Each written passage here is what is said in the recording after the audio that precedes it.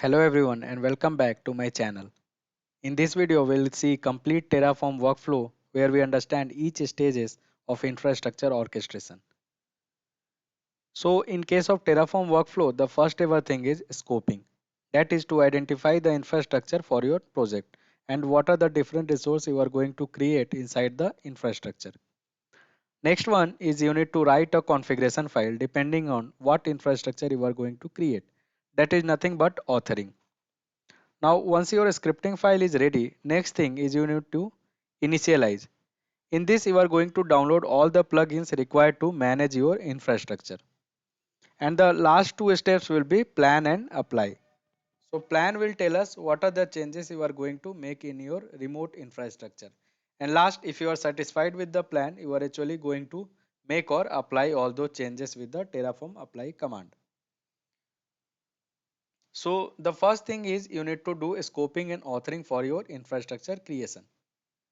First, identify what resource you need to provision. Let's say you want to create virtual machine inside GCP, or suppose you want to create big table inside the Google Cloud platform.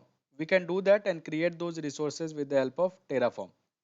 As of now, let's go from the very basics, like we want to create a simple local file, let's say sample.txt, by writing some content inside the sample.txt file. So first thing we need to write a configuration file in a HashiCorp configuration language. Now the question would be how we are going to write it.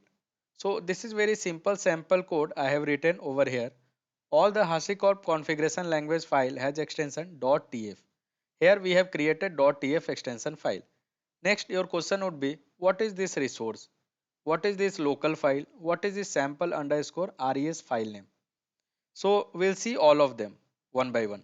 So in this .tf extension file, the first ever thing is resource. And this resource is nothing but a block. We have multiple blocks are available like resource. In this case, we are going to create the file. That's why we have used this resource block. If suppose you want to read the file, same way we can use another block named as data. Then we have local underscore file, which is nothing but a resource type. Now in our case, we are using a local provider, and inside the local provider, we have local underscore file, which is nothing but a resource name. So for each individual infrastructure creation or any resource creation, we have to provide some unique identifier or some unique name for the resource. Here in our case, we are going to provide the name as sample underscore res. Now, how this local underscore file came? Don't worry, we'll see about it from the documentation. Next comes a two very important thing, which is nothing but arguments, file name and content. So with this resource block, we want to create a file with the name sample.txt where I just want to keep the content as I love Terraform. So this is the content inside the sample.txt file and this is the resource type. Now this resource type is part of some provider. In our last video, we have already discussed that Terraform offers numbers of providers. Here we are going to discuss about a very simple provider, that is local provider. Inside the local provider, we have multiple resources. Here in case of local provider, we have used one resource like local underscore file, which is mainly used to create a file and put some content inside the file. So this is the very basic idea with a very simple hello world example on how to create a simple file by writing some content in the HashiCorp configuration language. Okay. So once we write our configuration file, Terraform init is the very first command you need to execute. It just initialize your working directory and do all those necessary changes in your local system where your Terraform exists. So basically it will download all the plugins which is required to provision your infrastructure. Don't worry, while execution of this code, I will show you what plugins it will be going to download. So in this particular case, we have local underscore file.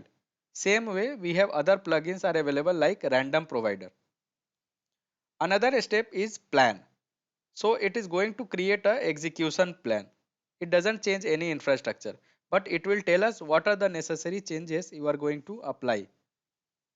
So basically it will tell us what different resource you are going to create. What are the different resources you are going to update?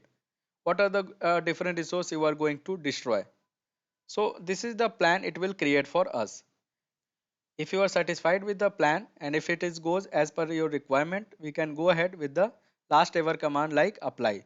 So apply will execute all the changes, provision resources in a specified configuration file. Alright everyone. So that's it for now. I will see in the next video where we'll go for real action on creating Terraform file and provision some infrastructure.